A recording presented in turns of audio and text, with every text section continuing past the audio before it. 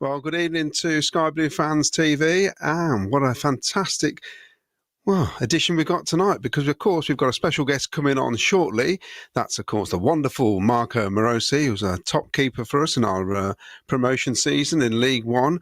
I've also got special guest Rich Overson, who's going to pop on. I'll bring him on now, which helps me a bit because at the minute I'm Billy No Mates, because I don't know where Ken is, and Miles is poorly, Vicky's away, and Jack may be coming on. So I'll get Richard on.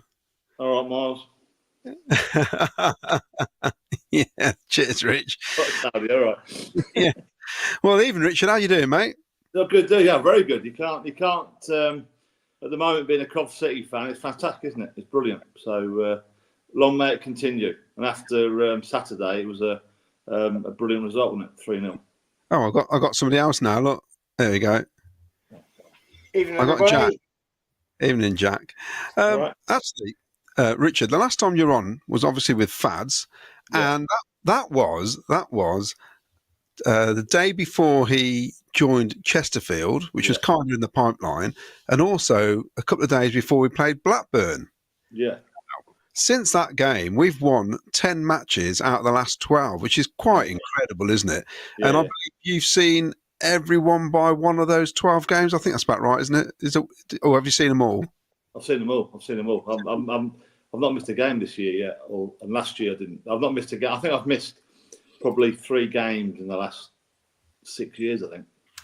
Because I remember the game. Well, you invited me in with you for the Leeds match, and we were there with Liam Kelly. Fads was there. Sam McCallum was there. Gustavo Hamer was there. It's ridiculous. I mean, you never told me. It was quite a nice surprise, and we looked completely outclassed by Leeds that evening. Yeah, and that's about the only time in the last 12 matches. I mean, I know we got beat by Derby and it wasn't particularly nice. It was a terrible performance. But what do you think has changed then in the last 12 matches? A bit of luck, I think, and that's not decrying. You know what I mean? I think in the Championship you need some luck, and I think we've had some luck. I think the team have gelled together. I think you're seeing the work that Frank and his team are doing behind the scenes. I think they're all playing for each other, which sounds a strange thing to say that they weren't playing for each other before, but I think there is a bit of a all for one. I think we're also getting goals from all over the place as well. You know, from be it Bobby Thomas, Victor Torp, and then Hadji Wright at the weekend comes up with 3 goals. So I just think that it's a very good at the moment squad performance, and I think I said it before. Really, I think other teams are dropping away. The likes of Blackburn and Norwich are dropping away. So I think in this Championship, if you're consistent, I think you've said it on this show. You know, if you get 6. I mean, I never thought we'd get 9 or 10 wins. It's unheard of. So I just think consistency as well. And you can just see the team are enjoying themselves as well, can't you? They're enjoying it. I looked at when we beat Blackburn. I just thought we just need to win 5 games quickly, get away from the bottom of the table, and take it from there. Get to 50 points. But Jack, it's been pretty impressive, hasn't it? Really? Yeah, I mean, not every game has come easily. Would you say there's definitely been some games that we've snatched. I mean, QPR, I know we snatched very, very late. You could say we deserved it, but it still took a very late winner. Stoke was definitely deserved, but Sheffield Wednesday, we were battered and won it in the last minute somehow. But yeah, we're finding ways to win. I think I said it recently. Good teams or teams that go up find ways to win no matter how they play, no matter what happens in the game, they find ways to win. And we've done that 3 or 4 times now in this run of very, very good games. So that's all it takes, and hopefully it's enough that will get us over the line for the next 8 games to come. I also think the goalkeeper, dove in that, especially the start of the run for 4 or 5 games, was man of the match, which again, they say, don't you, a good goalkeeper will get you 10, 12 points. And I think dove in, Blackburn away, Sheffield Wednesday, the cup game, I know, and a couple of other games where he made crucial saves. And I think that actually helped us tremendously. I think, at the start of the season that wasn't happening, and I just think where your goalkeeper is man of the match for 4 or 5 games and you win, it's brilliant. It's always good to have a reliable keeper, isn't it, Richard? Yeah. Helps, doesn't it? You've got someone that can stop the ball going to the back of the net. It's a start. Definitely. I've only said that because I can see Marko in the background. I know. Right, we're talking about something that happened on the radio recently, which was quite nice for you, Richard, was that Mark Robins gave you a shout out in pretty much every interview he's done recently. That must feel nice because we know you'd put a lot into the club when we were struggling. So it's great to hear that, isn't it? Yeah, I can't. Yeah, I mean, I didn't. Yeah, I did it for. I think I've said before that I'm lucky to be able to help, and I'm sure a lot of other fans in my position have done the same thing. But yeah, it's nice when Mark Robins thanks you, and I think he was always appreciated of how we worked, and lots of people helped behind the scenes. And I think the cog in the wheel. I think I was a person that could help and get us over the line, really, especially within COVID, where I think there was CISA had given up really, and there were bits and pieces that needed to be done. So but it's still great to get a shout out, isn't it? I mean, he does it every interview. Yeah, I mean, you just get tired of it. Yeah, I know. Before we go any further, I must say a word for Eddie Jordan. I'll put the picture up on the screen. Of course, passed away today. A big Sky Blue fan. Used to see him more, I think, in the 90s. I can remember being in the main stand and he'd be in there, especially during the Ron Atkinson years. Had you come across him at all, Richard, in your days sitting in the... No, but did you listen to Brian Richardson today? He was the reason that he became a fan was through Brian Richardson, the infamous chairman. So I think he got to know him because he lived in Oxfordshire. So I think he came and tried to get him invest. I know he tried to get him to invest in the club, but he didn't. So, but I only saw him a couple of times though. Actually, I saw him in Sardinia once. Funny enough, he didn't know me. I didn't know him, but he was. All right, I think I'll just pop something else up. Just bear with me. And I think we'll bring... I mean, he's coming early, so we'll get him on. Yeah, he's coming, yeah. Let's get him on. So a big, big welcome to Marko Marosi. Good evening, Marko. Good evening. You all right? Yeah, very well. Thank you for having me on. All right, big man. You all right, mate? How are you? All right, you all right? Yeah, I'm good, man. I'm good. I'm just like to say thank you for taking the time out to come on, actually. We spoke to Richard about who can we have on. He said, I know somebody it'd be good to have on. And I thought, okay, let's get him on. Oh, nice, Rich. Appreciate it. Nice. I'm going to ask you loads of questions. There'll be questions, and no doubt, from people watching as well. But I want to start off with asking how you feel, because obviously you've a bit of an injury. Is it a long-term thing? Do you think you'll be back before the end of the season? Yeah, I'm feeling really good now. Actually, I've been on the pitch for the past week now. Every other day, I'm on the pitch. Doing sort of the basics, not too much strain on it, but doing like little movements and so on, sort of to get used to it, to get the hamstring working. But yeah, I'm feeling really good. It was an unfortunate thing that happened, but I'm really positive, and I think I could be back before the season is done with, to be fair. But it just depends. It depends really how it's feeling, because there's loads of factors that come into it. It just depends. Yeah, is it there's a contract just for the season, is it? Or was it a 2-year contract? No, it was just till the end of the season. Yeah, it was just up until the end. And I'm really gutted, that I couldn't carry on playing, because when I came, I thought we sort of started to slowly hit the ground running again. And then, I'm just gutted I can't help, to be honest with you. Yeah. I've noticed Shrewsbury have been struggling since you left. I don't think I need to add anything to that, to be honest. Yeah. To be fair, I really like my time there. I've got to say, good club, good people around the club as well, and I've met some amazing people there as well. I've really enjoyed my time there. Now, when you signed for us, when I heard we were signing Marko Marosi, I got quite excited because I thought, me being Italian, that sounds very Italian to me. And I thought, oh, we signed an Italian. And then I realised you were born in Slovakia. Yeah. So you're born in Slovakia. When did you move to England? When did you come over here? So we moved to England when I was 14. It was a month before my 14th birthday. So it was in 2006. We moved to Burnley, and that's it. Yeah, a long time. It seems like a long time ago now. So, I mean, could you speak English before you come over, or did you have to? Yeah, no English at all. Yeah. So, how did you find that? Was it tough? It was tough at the beginning, but I'd say, maybe after a year, I was pretty much comfortable with it.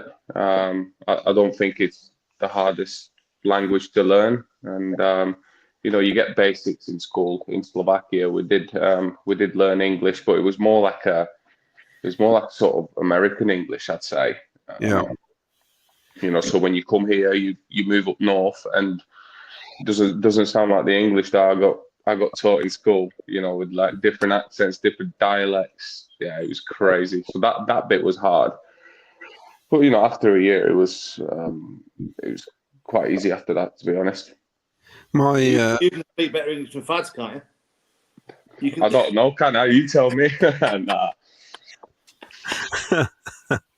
My wife's one half of my wife's family, they're Czech Austrian, so she had a Czech grandmother and Austrian grandparents as well, and her grandfather and great uncle fought with the Free Czech Army. Yeah, nice. During World War II, they were paratroopers. They were flown into the middle of Prague. Luckily, they got away, and it was absolute mayhem. Yeah, well, we used to be together, didn't we? We obviously used to be Czechoslovakia until we were separated. So she's quite proud of that sort of heritage. That's cool, yeah. Yeah, well, and interestingly, her grandparents, she didn't know this because, you moved to Burnley. They fled the Nazis and ended up in Darwin. That's where. Bloody hell! Yeah, it's not far, is it? No, but they were Blackburn Rovers fans. So, oh God! Yeah, exactly. Yeah. Bit of rivalry there. Yeah. So, at what point did you think you wanted to be a keeper? Were you one of those players who accidentally ended up in goal? Because a lot of goalkeepers go, "Oh, I used to be a centre forward, then the keeper was missing, so I went in goal."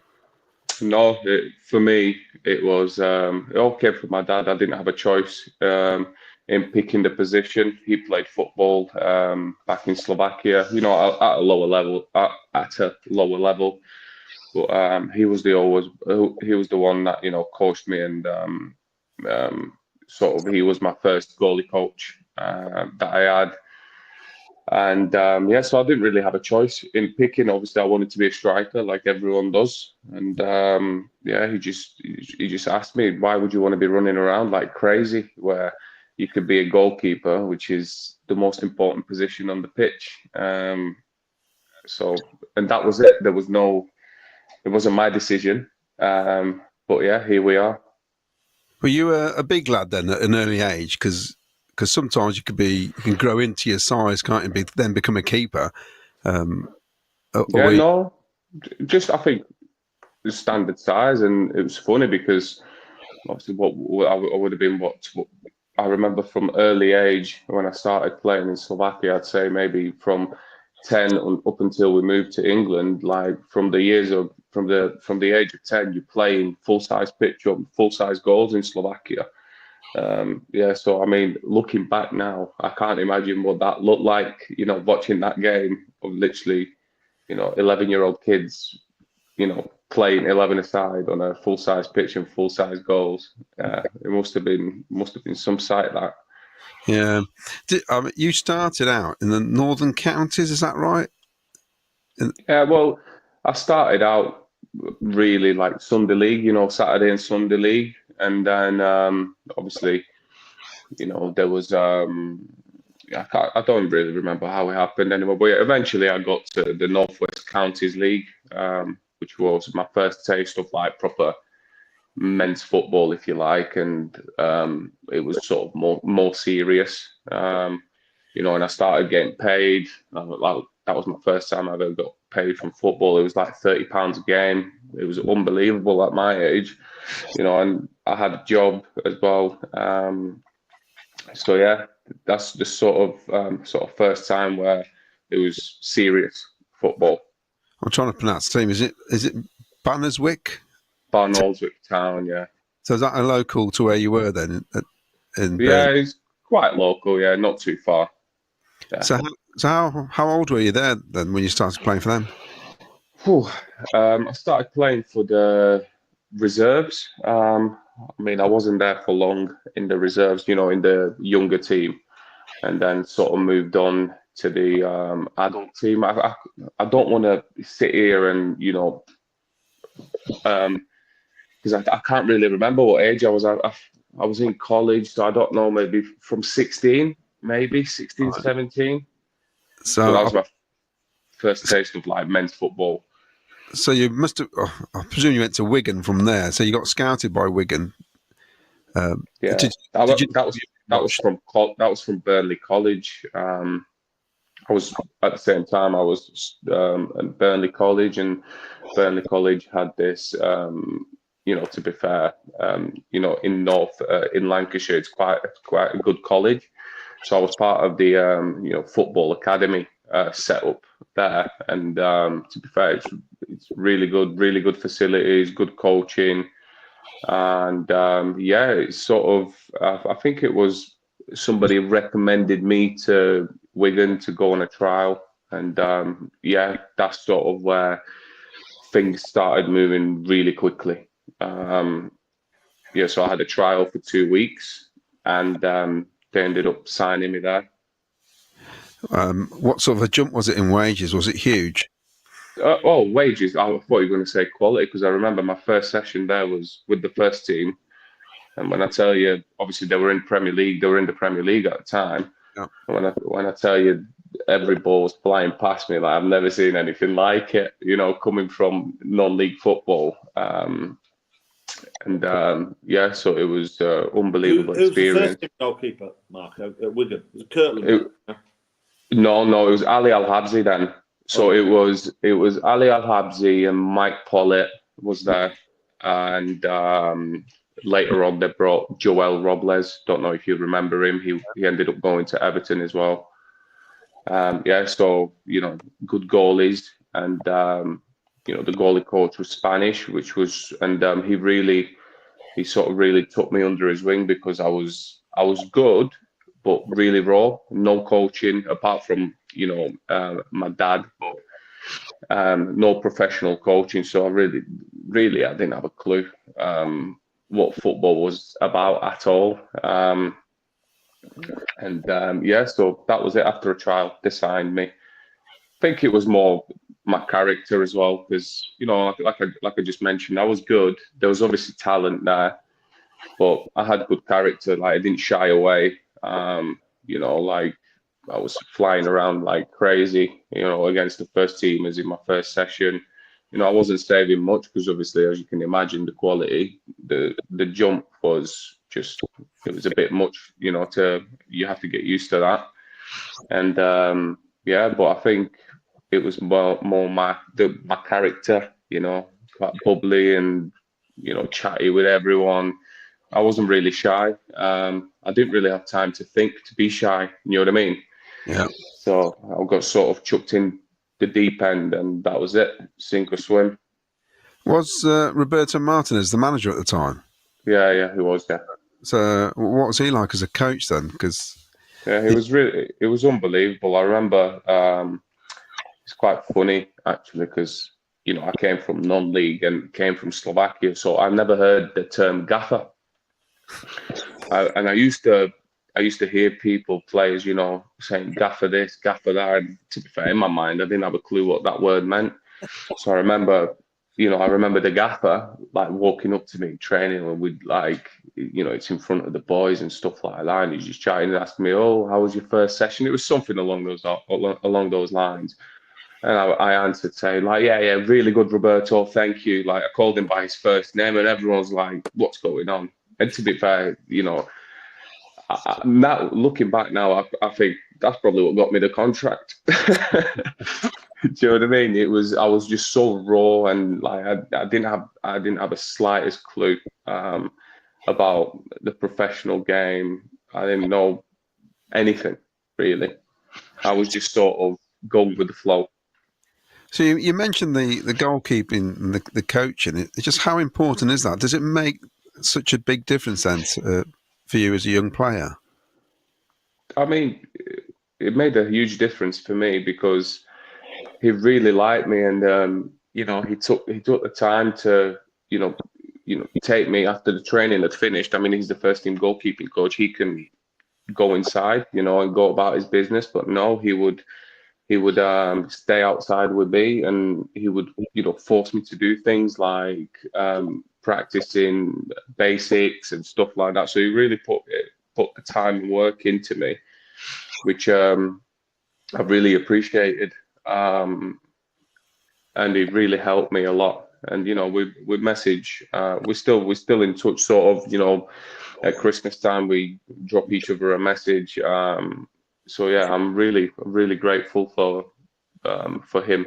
Yeah, he helped me a lot. That's interesting because my next question was, who was your early influences on your career? So I presume he's one of them. I mean, definitely. But in terms of influences on my career, obviously, my dad, because he was the one coaching me when I was playing non-league, because obviously you don't have training sessions when you're playing Saturday, Sunday league. So all the sort of fitness stuff, the simple goalkeeping sessions where it's just hard work and all of that, discipline, that all came from my dad. So I understood what it took, and he would always talk to me. He would always say, like, you need to do this, you don't do this. So I would say it came from my dad, where, you're not made to do him whatever, and you're not allowed to do that because you want to be a footballer. So I would say the early influence was my dad. He was the one that really pushed me when times got tough for me. He was the one that would sort of settle me down and rethink and refocus. So yeah. So I mean, you didn't make a first team appearance at Wigan, did you? So you moved to Doncaster, no. I believe. Yeah. Was that because of a guarantee of a place in the starting lineup, or how did you get with Doncaster? No, so it was funny because obviously Roberto Martinez ended up leaving Wigan, and obviously he took the coaching staff with him. They ended up going to Everton, and so after that, new management came with a new coach, with a new goalie coach who, it's just, I wasn't the type of what they're viewed in a goalkeeper. I just wasn't for them, and it was sort of as simple as that. So it was, I'd probably say it was more unlucky than because there was coaches like in the in the 21s and stuff like that really wanted to keep me, that had been there under Martinez, and that stayed after. So they were sort of working to try and keep me, but obviously when the new goalie coach came and the new manager, they have their own ideas. The goalie coach had his own ideas, and I just wasn't part of those ideas. The type of a keeper I am, it just wasn't for them. They wanted someone massive, basically, someone big. So that was sort of that for me. And yeah, I ended up going to Doncaster because, so I ended up getting released from Wigan, and Doncaster was sort of, the club. I went on a trial to Doncaster actually, and I remember it was me and this other lad. I can't remember his name, and sort of we were, competing as to who Doncaster were going to sign. And they ended up signing me after I think it was another 2-week trial, and ended up signing. But I didn't play for a while there, to be honest. I can't remember really the timeline where I didn't play straight away. So to answer your question, it was definitely not to go in at Doncaster and get game time. That was definitely not that. For me, it was like, try and get a club, stay in the bubble, stay in the game. And I eventually knew, I've always been calm about stuff. I'm a patient person, so I always knew as long as I do my bit, where I'm working hard, I'm trying my best.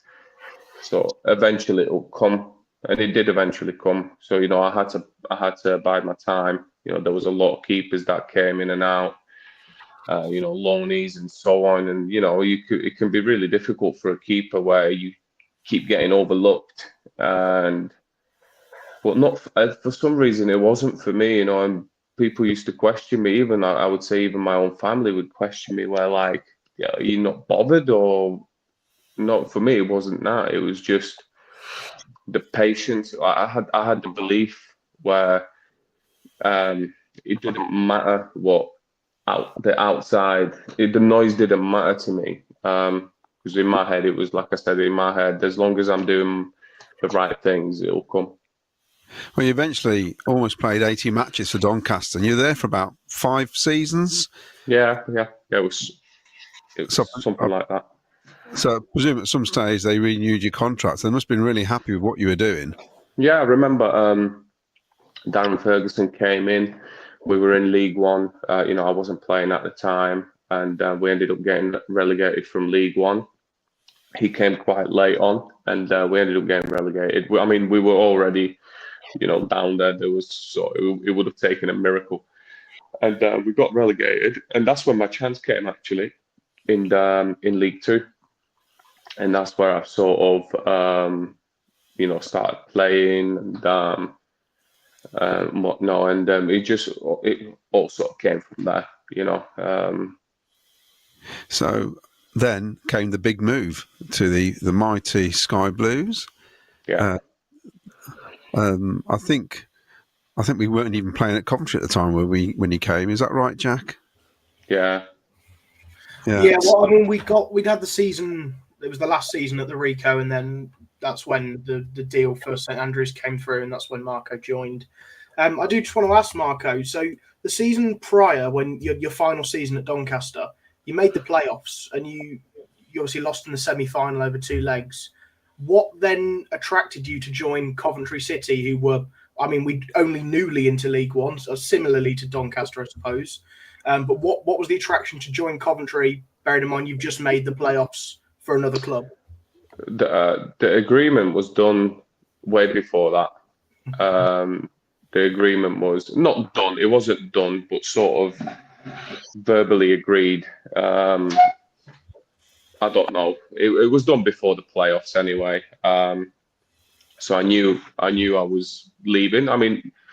It's never 100%, until it's signed on the dotted line, because anything can happen. But I sort of knew, like, this is the way I'm going. But yeah, I was really gutted about that playoffs, because we had a seriously good team that season at Doncaster, and I loved my time there as well. That was sort of the beginnings for me, where I was playing, and it wasn't meant to be. There was I remember there was a slip in the semis.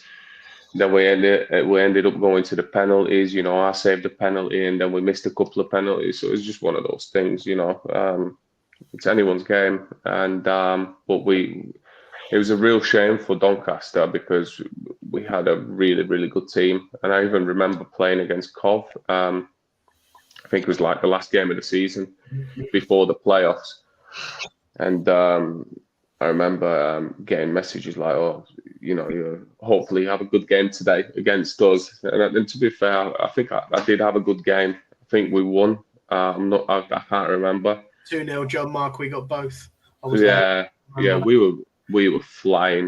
We were really good that season, and so it was a real shame. It was not to, get to Wembley and all of that, and then I had to sort of move on from there.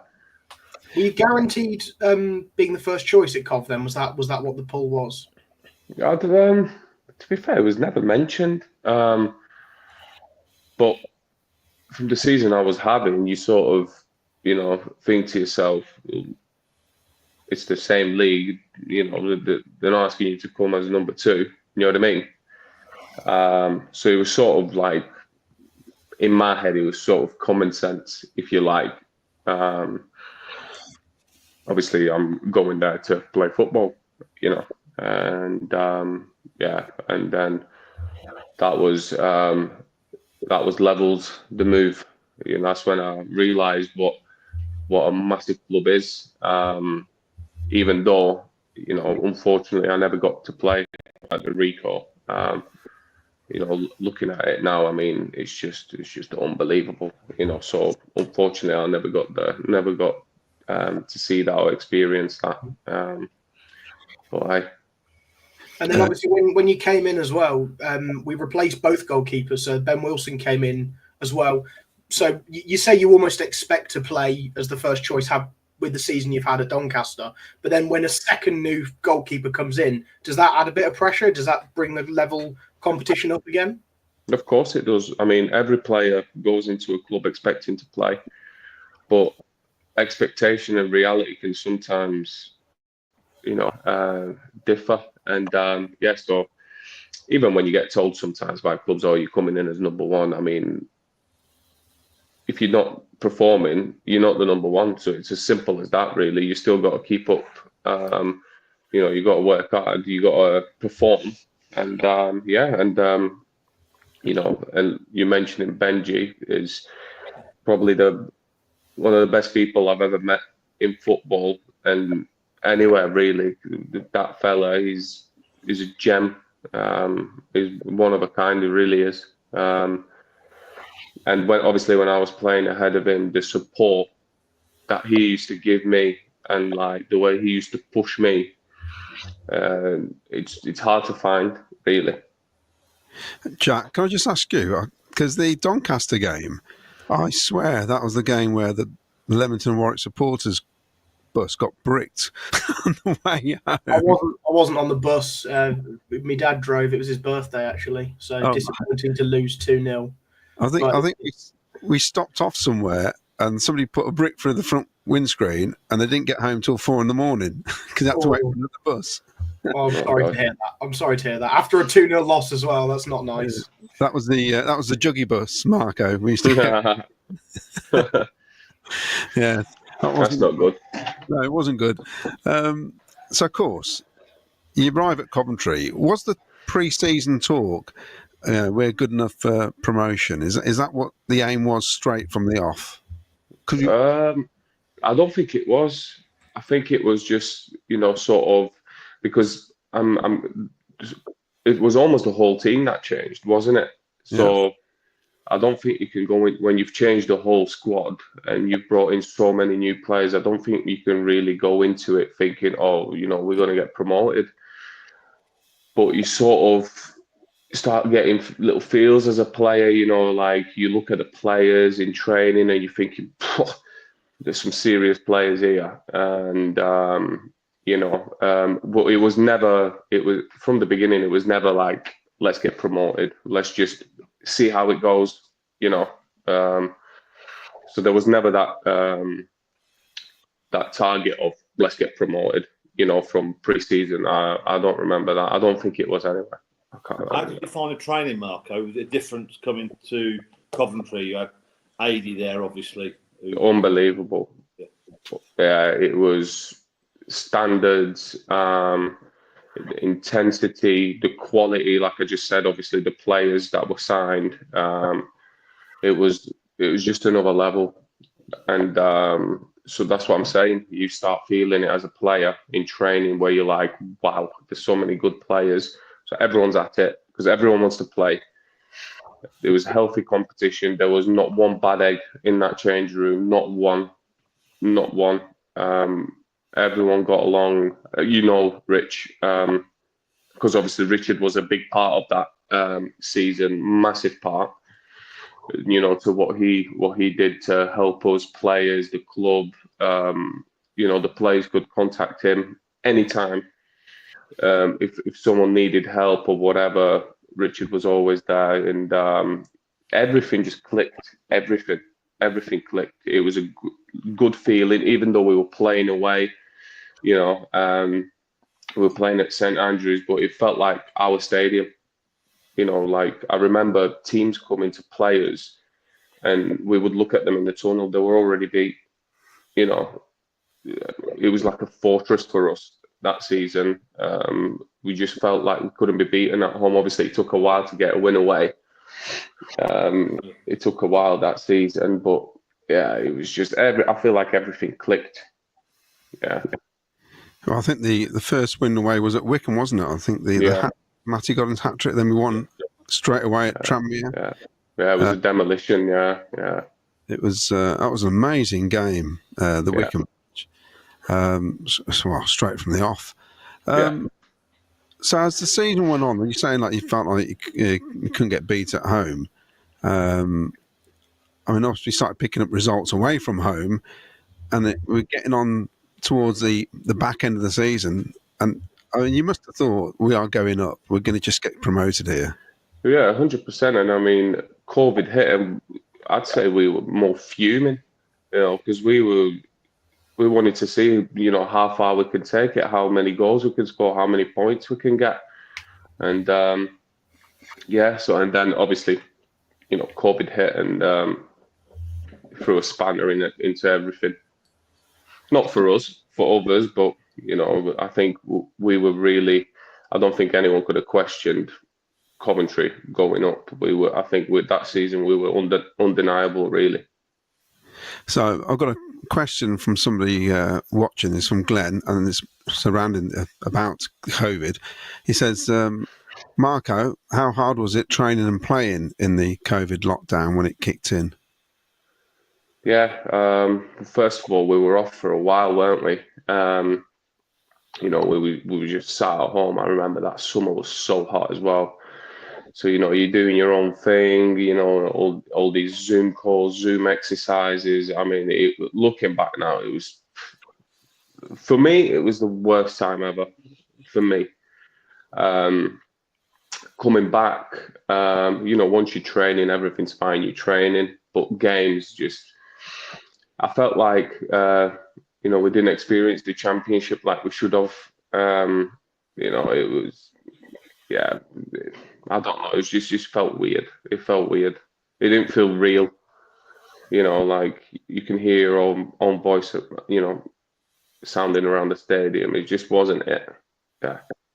In that promotion season, obviously, it was a bit weird because the season ended, and we didn't really know what was going to happen, did we? Because we didn't know if we were going to be awarded the promotion, and we're all sitting here as fans waiting, and every day you'd hear a rumour. What was it like for you guys? Yeah, it was. I think it was quite stressful, to be fair, because there was so much noise, and as you can imagine, some teams weren't happy, some were okay, and we were sort of, in the crossfire of everything, even though. Like I said, no one could question Coventry going up because we were by far the best team in that league, and no one can tell you any different. And so it was just sort of, it was like an unknown, like what the hell's going to happen? You just don't know, and like, every day it's like, oh, we don't know yet, and then we were like, we were sort of thinking, just let's play it out then, because like I said, we fancied ourselves. we felt just before it, I think it was like 10 games to go or something, wasn't it? We felt like we could win every single game. Like there was no fear of, we could get promoted. At that point, it started to be like, let's get promoted.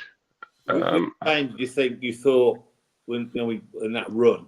Did you think actually this is it now? We're going to win it? I remember the Sunderland game was big. Yeah. The Sunderland game was big. We just thought, we were comfortable. Like obviously better team. Like I said, everything was clicking. Players were at it. There wasn't many injuries. The season was there for us. It was sort of perfect. But I'd probably say for me, I can't exactly remember, the time and stuff like that. But it got to a point where we thought, let's just get promoted. Let's see what we can do here.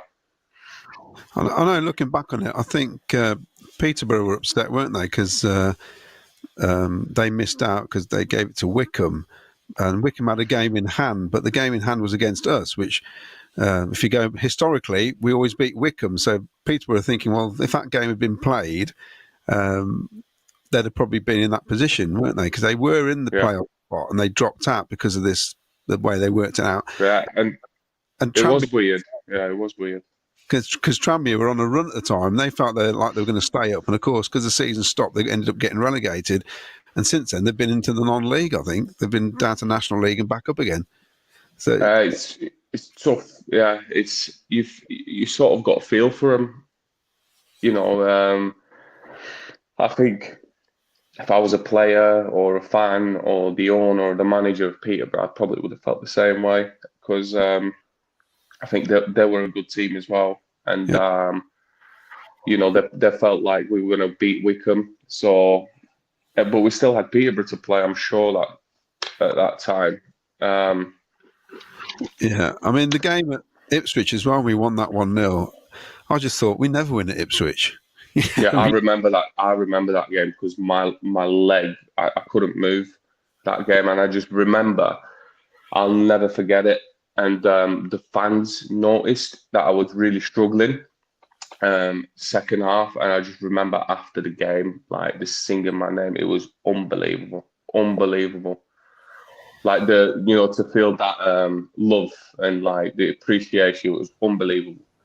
Yeah, I think our fan base has gone up a different level, hasn't it, Richard, in recent years? Well, I think it started with that League One team where I think every single player had his own song. I think, is it Magic? Yeah. Was it Magic Marosi? What was your song? You probably know it. Yeah. Marko Marosi in goal. Yeah. So I think that League One side, every player, didn't they? I think that's where it started, and it's built from then really. And it was. I think the fans saw that League One side wanted to play for us and play for each other, and I thought that was the start of it, wasn't it? Yeah, the away support that season was unbelievable. Second, so it was sold out everywhere. Yeah. Obviously, playing at home, Birmingham, understandable. There wasn't as many, but away supporters were. Home supporters were good. I'm just saying, the amount of home supporters wasn't there, but the away support was just second to none. It was unbelievable. The Wickham when Matty scored his hat trick, and then Tranmere, unbelievable. Way was absolutely brilliant. Yeah. And then that Tranmere pitch must have been the worst pitch I've seen in years. I was going to mention that actually. Do you worry about that, Marko, when you see a pitch like that nowadays? Yeah, it plays on your mind as a keeper, especially if you're, because you never know what the ball can do. Even like stuff like goal kicks, it's people think it's easy, and then the only goalkeeper will tell you like it's not easy to take a goal kick. It really isn't. And when you've got a pitch which is loose, which is wobbly, very soft, you can't run up to the ball properly. You can't plant your foot properly because you can end up taking a goal kick with your shin. And I'm not joking, because you can lift the ground up and end up kicking the ball with your shin, and from the stand, it looks like you're just shanking the ball. Do you know what I mean? Yeah. But it's not that. It's literally you can't you can't plant your foot and kick the ball, so then you have to take a smaller run up, which obviously the ball ain't going to go as far. And so it does play on them. To me, it did. To me, bad pitches play on my mind, but not as much now. With experience, I think it goes away. You sort of get on with it, and but still, you never know what. It's very unpredictable, so you got to be, just got to be at it and concentrated, because you never know what the ball can do. Yeah. I remember turning up to that game, and before the players came out to warm up, I think one of our must have been a goalie coach or some coach walked out onto the pitch, chucked the ball up, and it just went thud into the floor. Didn't bounce, just went plop and still. And it was like, what? Can we play on this? I was concerned as a fan. At that point, I think you could have put us on clay, on concrete. It didn't matter. It really didn't matter for our team.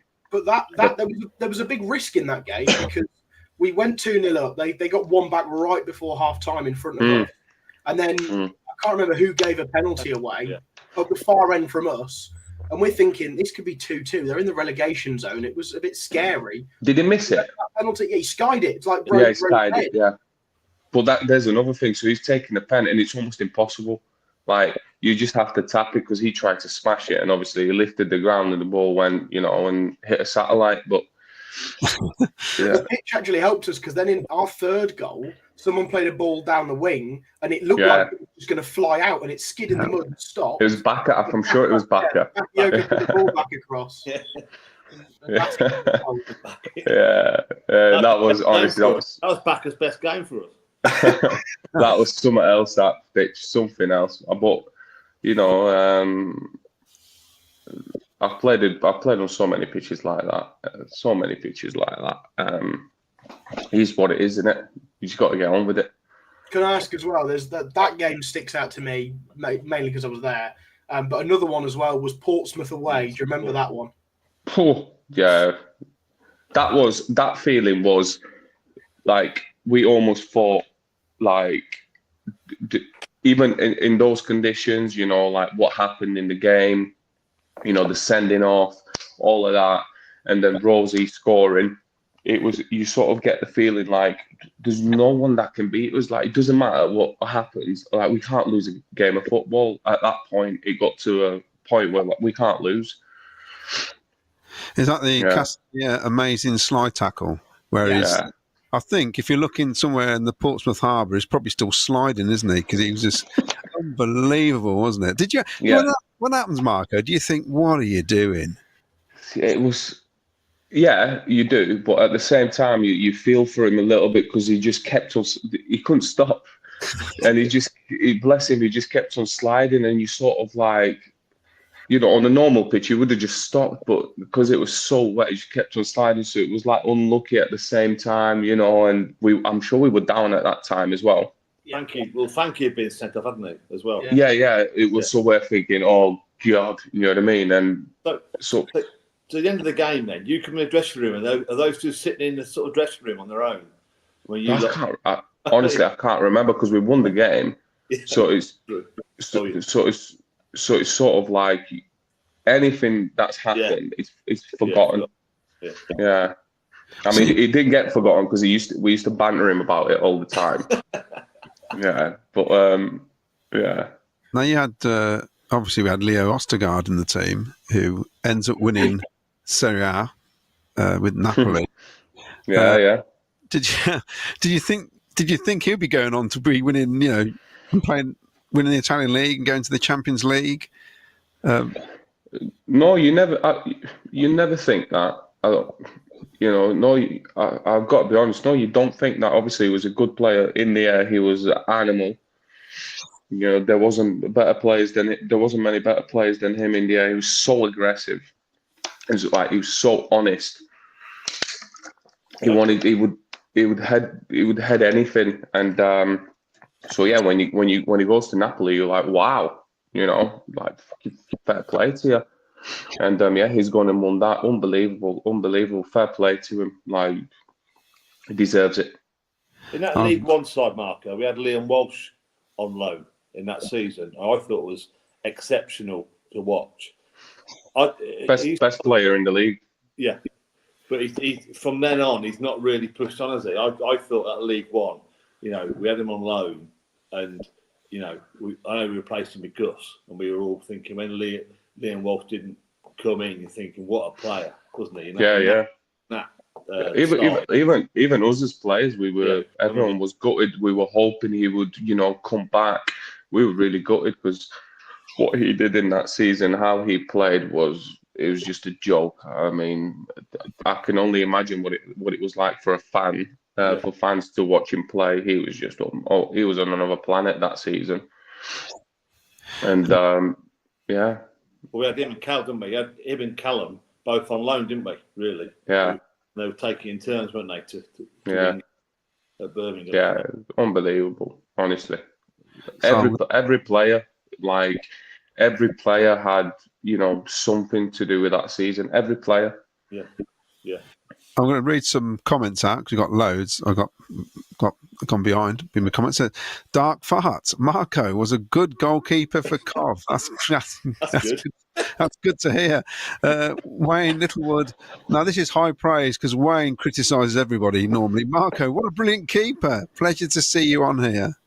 Thank you, Wayne. Thank you. Appreciate that. Yeah, and in the end, it was, an injury changed everything for me, unfortunately, and naivety. Really, I'd say more naivety than the injury. The injuries happened, but I'd say naivety, and that's where I really started understanding what football was about.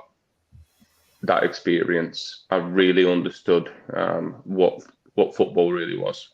So it was an experience. Sorry, Dark Bart says, he sounds so English. Yeah, I know. I get told all the time, yeah. In fact, your boys are playing Slovenia tonight and Italy are playing Germany. Jack, can you let us know? Slovakia is 0-0. I've got it open, actually. I'm watching just the text come through. It's funny because that season in the championship, obviously before my injury, there was talks of going up to the first team with Slovakia. Like maybe there was a shout of the Euros and all of that, and it wasn't meant to be. That wasn't the path chosen for me, I guess. So the injury happened. That was a big one for me at Coventry, and sort of that was after that. Trevor Merriman says, love watching Marko, especially in Birmingham, made some class saves. Rich T says, Mario played a big part in our rise to where we are now. This is a question. So mostly Love of Music says, it looks like Marosi played 20 games for us in the championship. Does he wish he'd given more time to prove himself at this level? Was it a noticeable step up compared to League One for a goalkeeper? But it's more to do with the injury, wasn't it, I suppose? It was a step up in terms of strikers taking the chances. But I just felt so good because, honestly, and I'm being 100% honest with you, I could never, ever see myself leaving Coventry. That was like, I want to stay here no matter what. I was happy to stay there for the rest of my career. Like, I was that happy at Coventry, and I thought I was doing well. Before the injury, I was doing quite well. If the national team is watching you, you must be doing something right. And the injury happened, and it was a big one. I'm fine. All of that. It's just, it was my naivety really that I did. Wishing about having more time. Yes. Because, I still had a year left, but things happen in football, what fans don't see. And what do you mean by naivety? Naivety in terms of, I was, after the injury, I had surgery. I was sat at home for a long time doing nothing because I couldn't do anything. And it took a while for me to even get into surgery because my face was out here. I remember. Yeah, so they couldn't operate on me until the swelling went down a little bit more. Obviously, I had the surgery, and then you can't do anything because it's a head injury, cheekbone. I couldn't do anything for a while. And I remember I came back and I only trained like a couple of weeks. I think 1 week was where, you just with the oh God, that's horrendous. I hated that thing. I hated that thing, honestly. I had to throw it away in the end. I was supposed to play with it, but I had to throw it away in the end. I just couldn't cope with it. But anyway, yeah, so I came back, I trained. I think it was like maybe a week on my own with a goalie coach, not involved with the team at all, because I had to get used to everything again. And then I had like a not even it wasn't even a full week with the first team with the boys, and Benji ended up getting COVID. Yeah. And if you remember, at the time we had league camp at the club as well. Yeah. And I just remember, and bearing in mind, I've been off for so long, not doing anything, because I couldn't do anything. Literally, no physical work. I couldn't do anything. No diving because of my head. I couldn't do anything. So 2 weeks, and then Ben gets COVID, and I'm sure it was like a Thursday, and then the gaffer comes up to me like, need you to play. I need my number one, and I'm not going to say no because I want to play, and that's the way I've always been. Yeah, of course I'm playing. I had no business being in that goal. I remember it was a Watford game. We played Watford at home at St Andrews, sorry, and I had no business being in that goal, just to set the record straight. I should. It's hard to say no to a manager, if you know what I mean, but I should have said no. Did you call him Mark or Gaffer? Gaffer. Yeah. So I should have said no, but how do you say no? To your manager at that time? I was honest, and so I wanted to play, and I ended up playing. It was a 0-0 clean sheet. So you sort of think to yourself, okay, I'm back, but I had nothing to do. I remember I had nothing to do that game. So you sort of think, okay, I'm back, clean sheet. After my injury against Watford, you're happy with yourself, and it was sort of like a false sense of security. That clean sheet. That clean sheet is probably the worst thing that ever happened to me in my Coventry time. It was probably the worst clean sheet ever. And and then I was sort of playing, and the performances were not great, very inconsistent. And to be fair, I didn't feel right in the goal. I felt so far off it. I felt uncomfortable. I never felt scared. People maybe would have thought, he's had a head injury. Is it going to change the way he is? I was never afraid. Never. It was never in my mind where like I'm scared to go into a challenge or whatever. I don't care.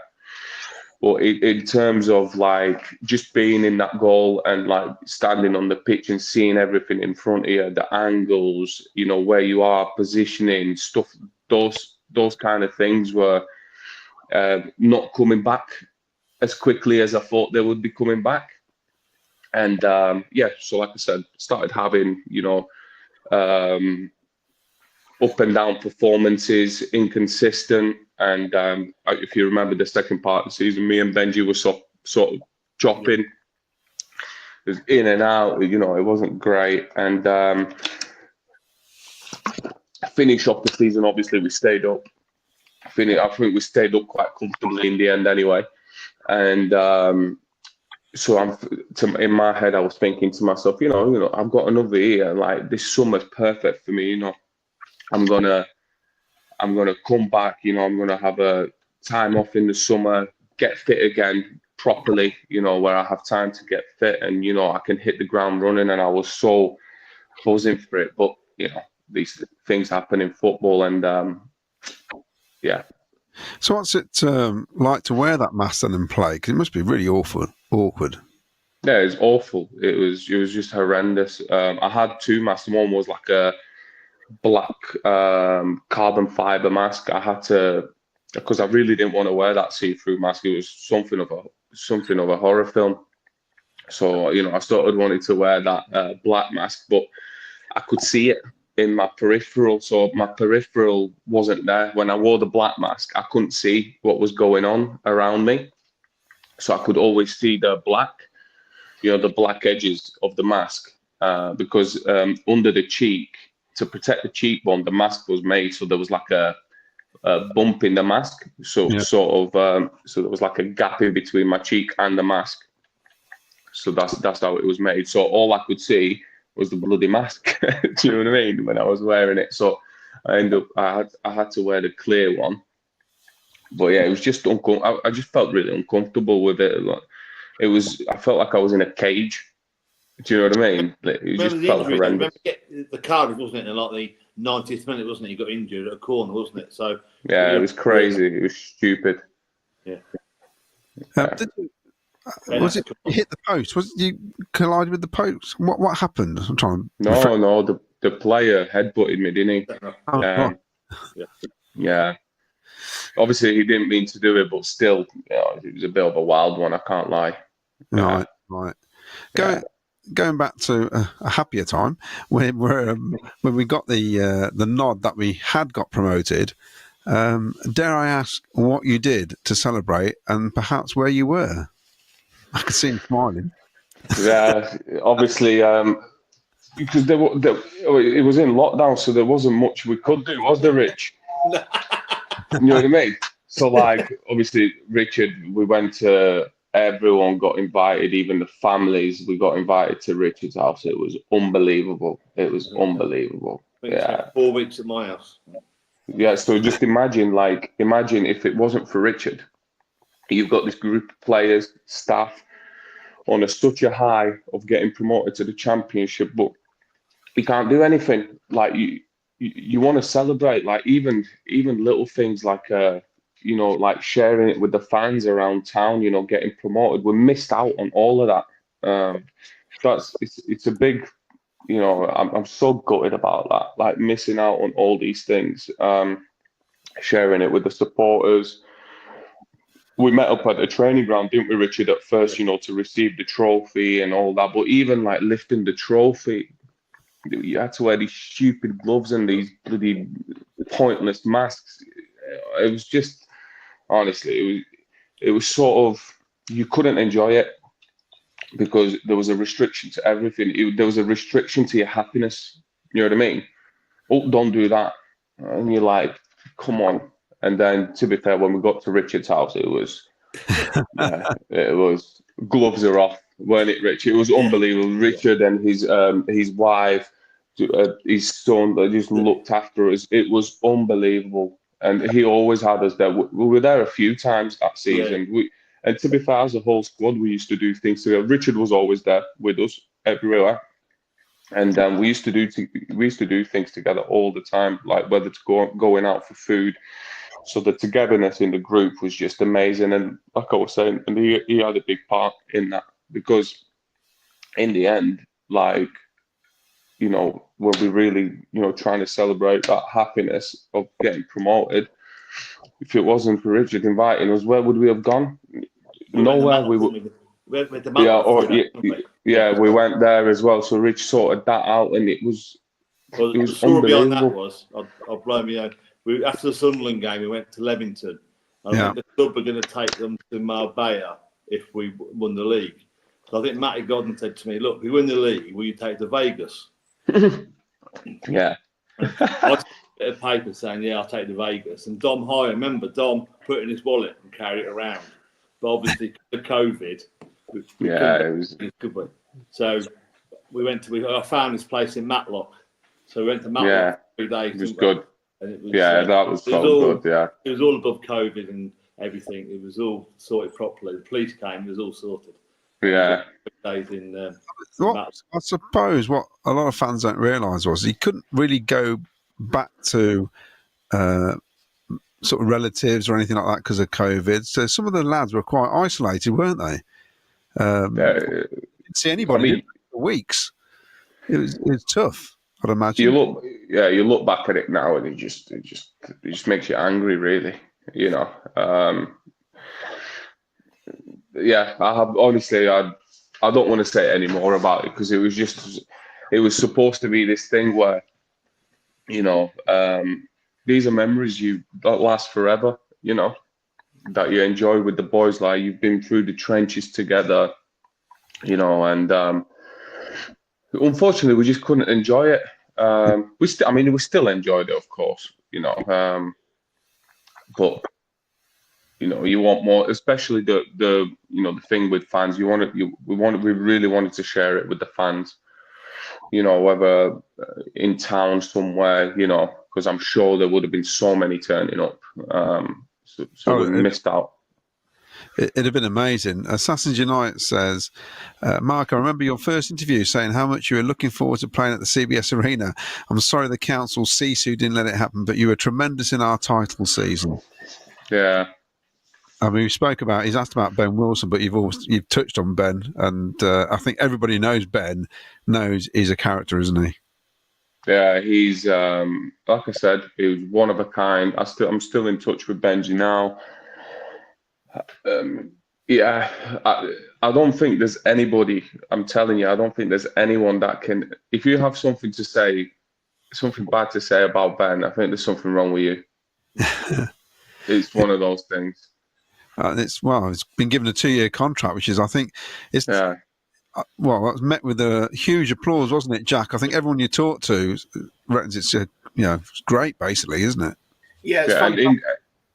Sorry, carry on. I'm saying, in the end, what he's done for the club as well, unbelievable. Yeah, you hear these things. Obviously, I've got nothing to do with any players or anything, but you just hear that anyone that talks about him so highly. You need him in the changing room. We had a couple of players' evenings this season with the Leamington Warwick Sports Club, and then we had Chief and Alan in November, I think it was. And they both said that we lost, obviously, Matty Gordon, Liam Kelly, who are leaders and older, more experienced heads in the dressing room. And the last one left is Ben Wilson. And without him in the change room, in and around it, I don't know how we'd function as a squad, to be honest. You hear everyone talk about him so highly. Everyone's got praise for him in his ability and just who he is in the dressing room as well. Yeah, always smile on his face, no matter what. Always. Yeah. Victoria. Just a quick one, sorry. Jamie Allen was outstanding on Saturday for us. Yeah. Against Sunderland. I mean, yeah, I've seen loads of stuff on Twitter about it that he pocketed a player, and I was seeing loads of stuff. I mean, that's Jamie. He's a Duracell bunny, isn't he? Yeah. It's just an incredible performance, Richard, wasn't it? Really? Yeah, unbelievable. I'm not saying I didn't expect it of him, but I didn't expect it of him. But to go back to the League One season, the Sunderland game, he was outstanding in that game as well. When we beat them 1-0, when Marko mentioned earlier on, where he put it through with Matty Gordon, he was man of the match in that game as well, and that was 5 years ago. Honestly, on Saturday, he was unbelievable. Probably the best game ever, and that's it's 5 years on. Is it just Jamie left from that? Jamie and Benji left from that team. It is, isn't it? Yeah. Yeah, because Kells has gone. Yeah, Kells has gone. Wasn't Chief with us on loan, or was that wrong? No, in the League One. Yeah. Alan in that League One season played sort of as a number 10 mostly, or as a second number 10, maybe a number 8. If you remember, he had Chippers and Zane, and he had Callum and Jamie. And they used to rotate it depending on who we were playing. He played with Kells and Liam Walsh, and then Zane and Cal would come on. Do you know what I mean? It worked, didn't it? Those two would come on. Yeah, Zane was really good as well. Yeah. People forget about him. Yeah. He was really good. I spoke to him beginning of the season. Yeah. I went to watch a Doncaster game, and obviously he's at Doncaster. So it was nice to bump into him. What a guy! But going back to Alan, obviously he played in a more forward role, a number 10 attacking role. This season, in the summer there was rumours would he go, and we didn't know what was going to happen. And he's played most of his games as like a holding midfielder, a number 6 almost, and he's been unreal. Him alongside Matty Grimes, and then letting Torp this weekend in front of him be unleashed has just been incredible. It's almost like that Grimes and Alan combination we had at the weekend was almost like going back to Liam Walsh, Liam Kelly.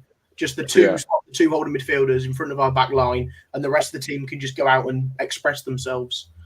Yeah, sorry, Mark. I felt sorry for Jamie because when he first came to the club, I remember going to Swindon for the pre-season friendly, and he got injured before they even started the season, and he had such a long layoff, didn't he?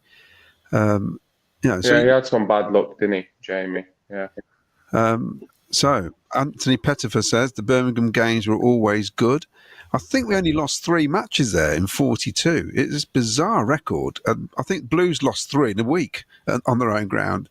It's incredible. I remember the first one we lost was, you can see the two-tone shirt. Oh, it's that side, isn't it? Two-tone shirt behind me. It was the against Tranmere.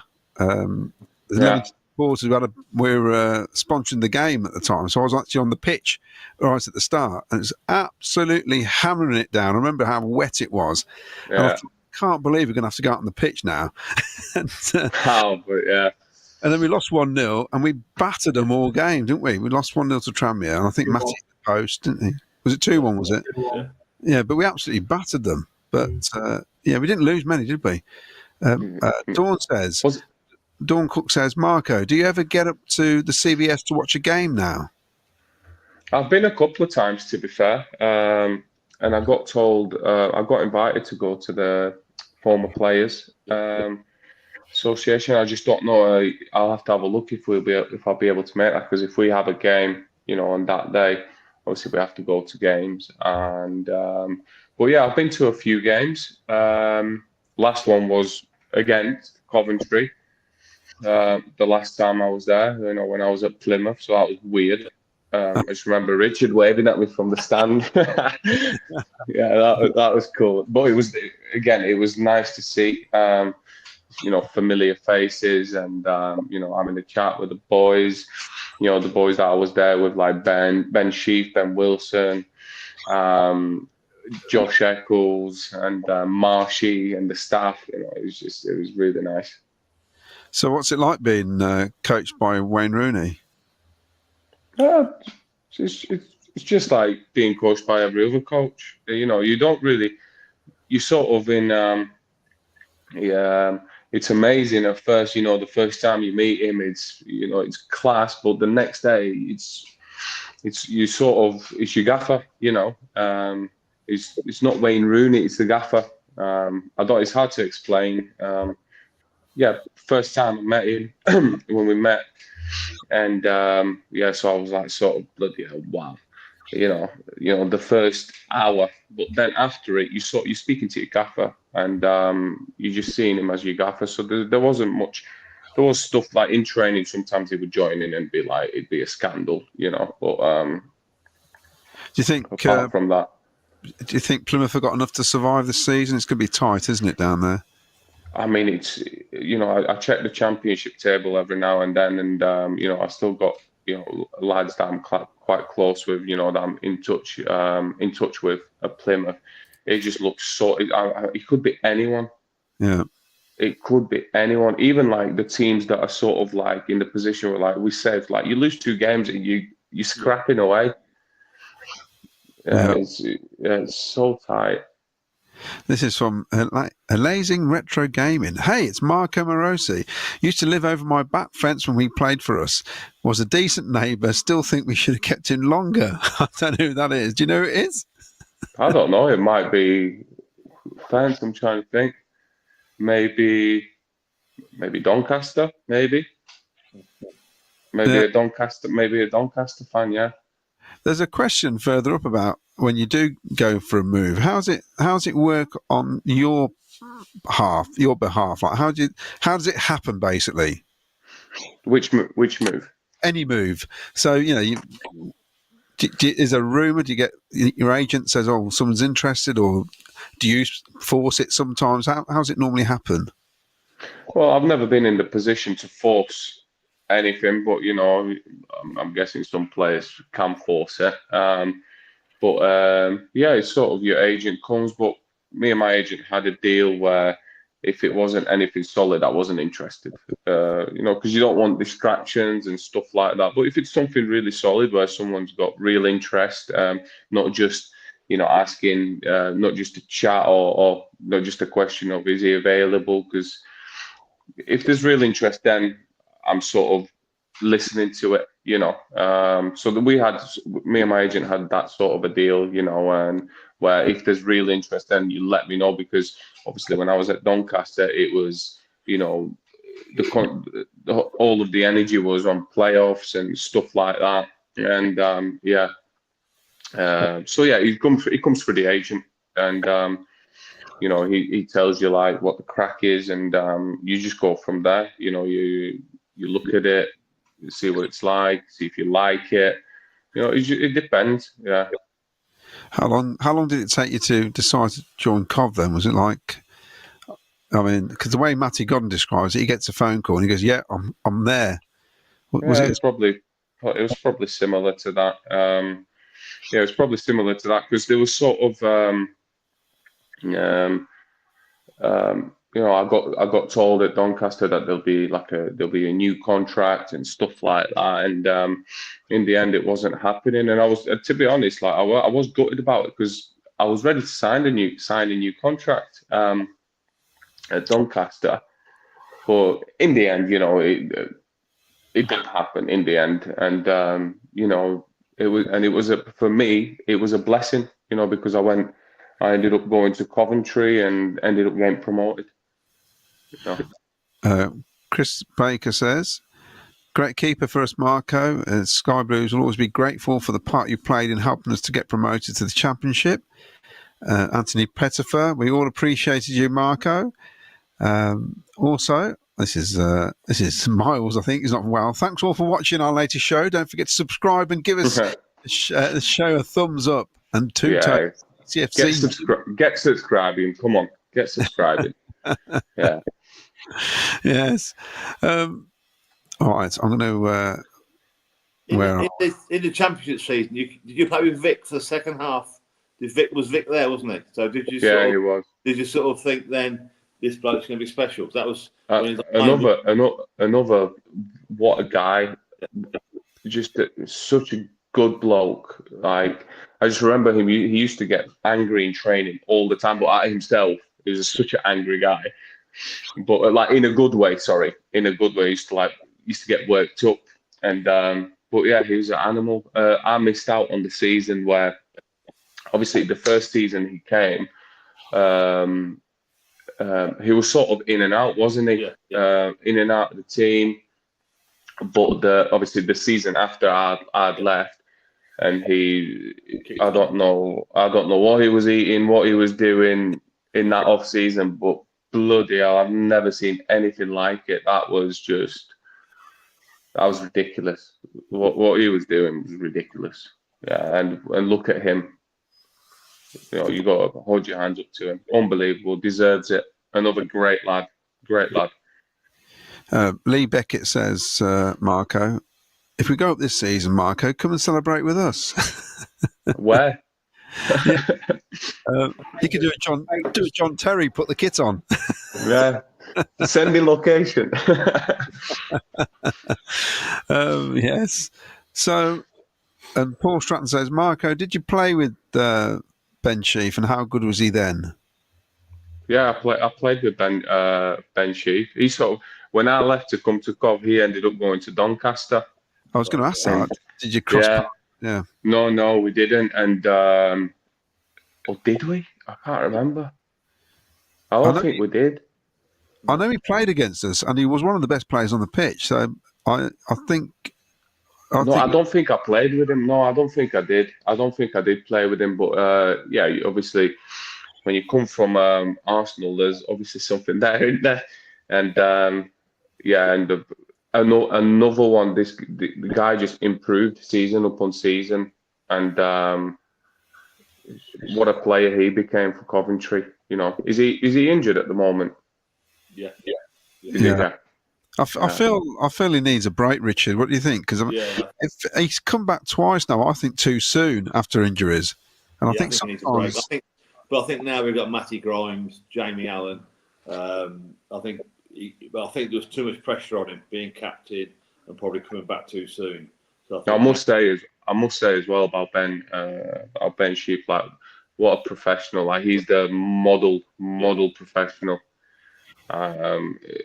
this guy, like, don't cut corners. He just does everything right. And yeah. So going on the time you're at Coventry, if you were going to have do you used to do 5-a-sides and stuff like that, did you, in training? Was it 7-a-sides, 5-a-sides? Yeah, we did, yeah. Yeah. So what would be your dream team? Obviously you in goal. Fidel. Yeah, Fidel. Callum and Gus had to be in there. Callum was unbelievable in small-sided games. He was unbelievable. He's so big, like, he just moves so quick, like the low centre of gravity. Gus probably for his, like, you know, if he gets the ball off me, he can just shoot and, you know, just stick in top bin. Fads, you've got to have Fads in there. This guy, another animal. What a defender, what a player, what a guy. I don't know who else. How many have I got left? Yeah. I don't know. You got Shippers in there. Shippers, surely. You'll have Shippy, left footer. Yeah. Shippy. He's got some left foot, by the way. So Rocky, he scored some bangers for Coventry. And for Shrewsbury, obviously, I was at Shrewsbury with Shippers and Tom. But yeah, so one more. Who are we going to get in there? Godders. Yeah. Fox in the box. You need somebody like Matty. He scored a couple of goals at the weekend as well. He's firing for his movement in the box, unbelievable. Yeah, definitely. That Worldwide Travel Podcast has asked a question. I'm interested in this. You're excellent for us in League One season. What happened when you got the face injury? Did that affect you psychologically? That's a tough word. No, it didn't, because I feel like if it affected me psychologically, I wouldn't be like, because in training I felt fine. I was flying into things like under people's legs, so I wasn't afraid to get hit by the ball. You obviously, a little bit in the back of your mind, you think to yourself, if you catch one again, it's just going to go again. You know what I mean? But it wasn't that affected me. It wasn't fear of, you know, getting hurt, because it's the job of being a keeper.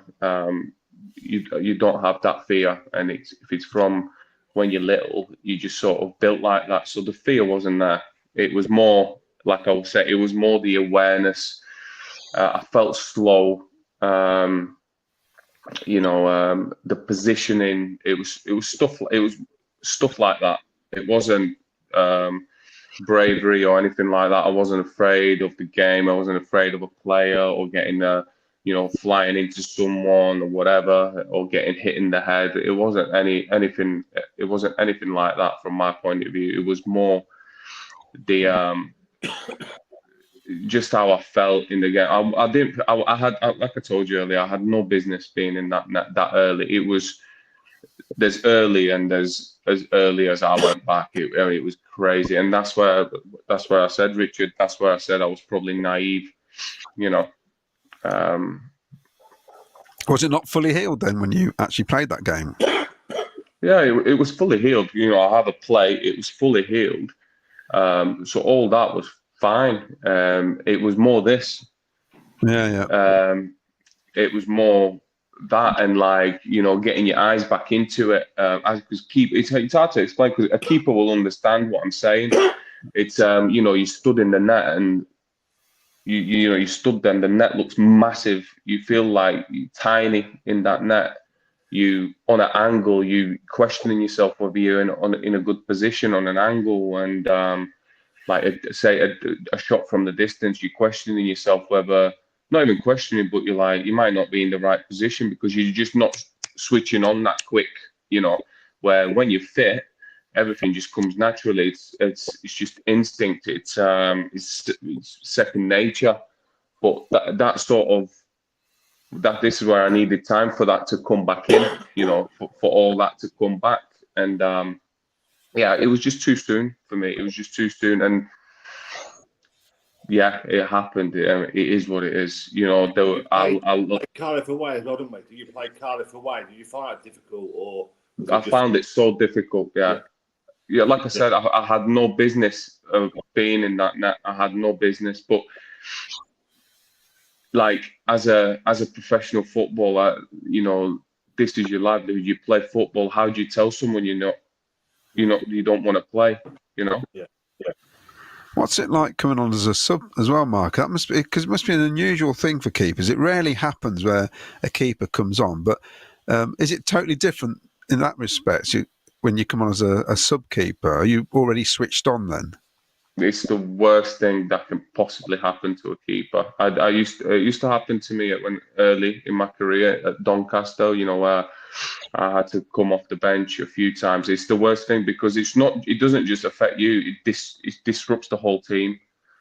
Now the team is like, oh, we've got to sort of, hold back a bit. We have to look after him a bit. And then it's stuff like that, it disrupts everything where if you change a player, it's more often than not it's like for like, even though a goalkeeper's like for like too, but it's different. For a keeper, I would say, I don't know, ask any other keeper, ask Benji when you talk to him, it's the worst thing that can happen. Well, he came on, didn't he, in the 91st minute, but he got injured, and they had a corner, didn't they?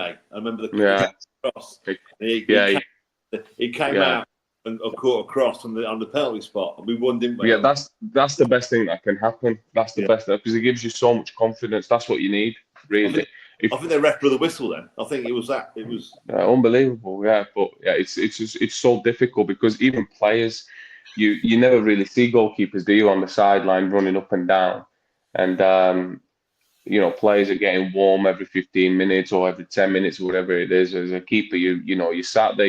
Of course, you're watching the game. You're concentrating. You see what's happening in the game, so you have an idea. It's not like you just sat on the bench picking your nose. You're paying attention. But it's really difficult coming on as a keeper. Really difficult. Yeah. I'm quite fascinated nowadays because there's a lot of talk about zonal defence, marking and man-to-man marking. So if there's a corner, what would you prefer? Do you like zonal defence, or would you just prefer everybody to get picked up? It depends. It depends if you in that situation. If you've got fads in your team, you don't mind zonal marking because he's just going to go ahead, take a few heads off, and he'll take the ball, take two players with him, not bothered. You know what I mean? And he'll just get up, not a problem. So if you've got someone like him, not as a keeper, it's what you want as a keeper. You want a fads in front here as a keeper. Because you don't have to do anything. Do you know what I mean?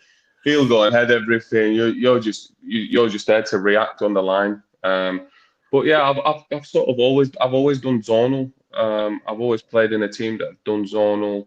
Man for man is a thing too, unless they're all getting a ball and then you can't man mark your player, can you? Because you're getting blocked or whatever.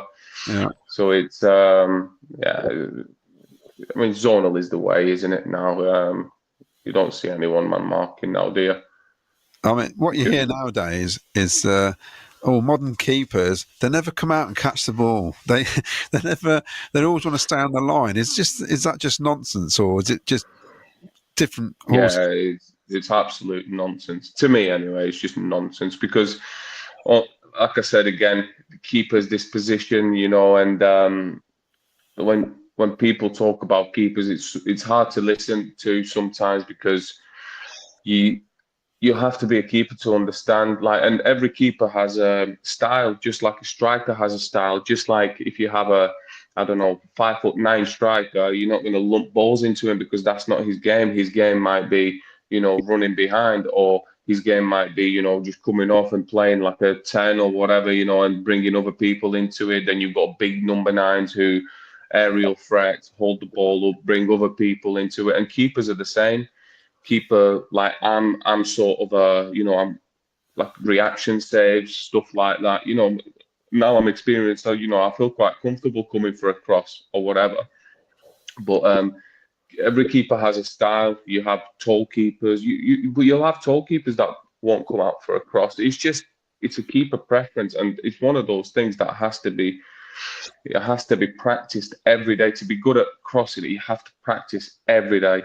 I would say that's my belief. Every day, if you want to be good at crossing, because it's a really difficult thing to do, and it's, it might look easy from the outside, but you're not seeing how the ball's been kicked. The speed on the ball. You got a split second to decide whether you can come for the ball or not. Is it high enough? Is it long? Is it short? Has it got is it whipped? Is it clipped?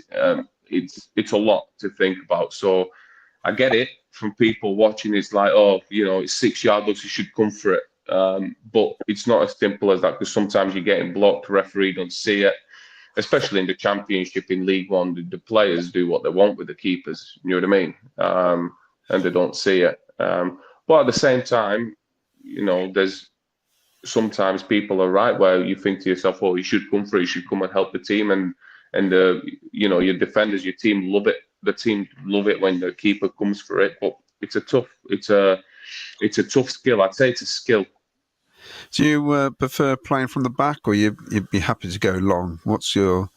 I've always preferred sort of short passes and sort of like a mid distance clips, rather than that's another thing. I found it really difficult after leaving Coventry. I found it really difficult at Shrewsbury, because I went Coventry. Obviously, we played some nice football. Yeah. And for example, going to Shrewsbury, everything was launched, and it just was. I wasn't used to it. I've never done it. Even when I was playing at Doncaster, we played nice football there too. So it was sort of like a new style for me. It was a new game. So it might sound crazy to you, because I'm a keeper. Bloody hell, you should be able to kick a ball. And I agree with you. But it was just sort of wasn't my style. So, but in the end, Shrewsbury, we played direct, and another one. I've learned a different way to play football. So I probably became a better keeper in my time at Shrewsbury. It was unbelievable. I was. I felt really good as a keeper. What made you choose Shrewsbury when you left Coventry? Was it other clubs looking at you, or? It was the first club that rang. I didn't even wait for anything else. Things happened at Coventry, and things that I'm not going to say on here, and so I had to leave basically. I was so gutted and like disappointed, where the sooner it was done the better, and so the first thing that came, I just went, and because I wanted to enjoy football again, and and be playing, and in back of my head, like, become a good keeper again, get game time, and so that was it really. Yeah. So was it unexpected then, Marko, the move? What happened? Yeah. Did you say unexpected? Yeah, when you left Coventry, was that like? Yeah, it was unexpected. Yeah. Yeah. Okay. So I suppose you have to try and trust another club then, don't you? It must be quite difficult at times. Yeah, but it was sort of scary. For me, it's so hard to talk about it. Like, I'm good now, but leaving Coventry for the first time, because like I mentioned earlier, I could never ever see myself leaving Coventry. I couldn't see it. If someone told me, you're not going to be here, I'd be like, yeah, good one, I'm staying here. Like, that's how happy I was. Well, the bond, I think the bond, like, I remember Zane leaving crying here. I mean, it was it was sad, yeah. And so I could never see myself leaving. You could call that naivety at the same time, but you learn from these things, like, it makes you grow as a player. This is what I said to you at Coventry. I really, really, sort of grew. After Coventry, when I left, I really grew and really understood what football was about. And like I said, I went to Shrewsbury, and it was scary, because I was like, oh, what's going to happen? All this. It was unbelievable. I had a really good time, good people, obviously, but it was tough looking back at Cov. I'd say for the first year it was really tough. Like I couldn't even look at the results. You know, I wasn't really following it. It was tough. Did you get Player of the Year at Shrewsbury, or didn't you get Player of the Year? Last season, yeah. It was a tough season last season. It really was. Yeah. Who was the manager at Shrewsbury when you joined, Marko? Steve Cottrell. Oh, how was he? Unbelievable. I thought so anyway. Yeah, crazy character, but what a guy! Like, probably the nicest human being. You know, he would very honest. Like, he would tell you how he feels, and you know, he just said to me, "Listen, Marko, come here, play games.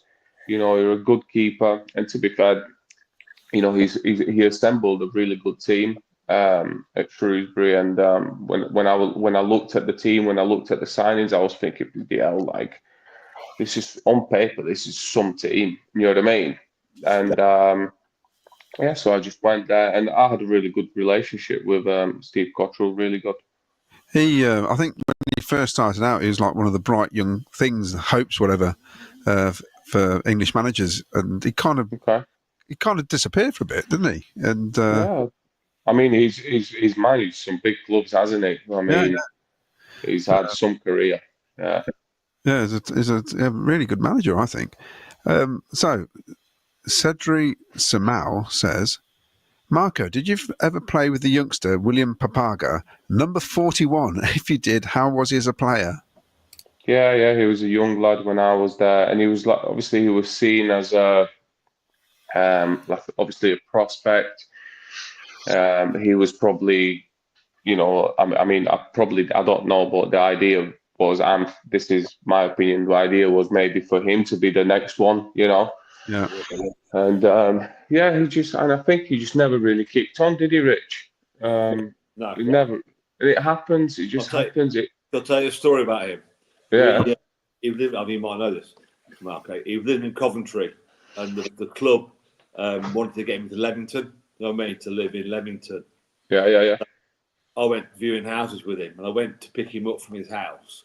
And there's 5, him and his family, and 5 got in my car. I had a 6-seater, and we had to find him a house in Leamington. You know what I mean? Because they wanted to get him into their area. Really, we got him just by a training ground. Like, his mum came, the whole family came.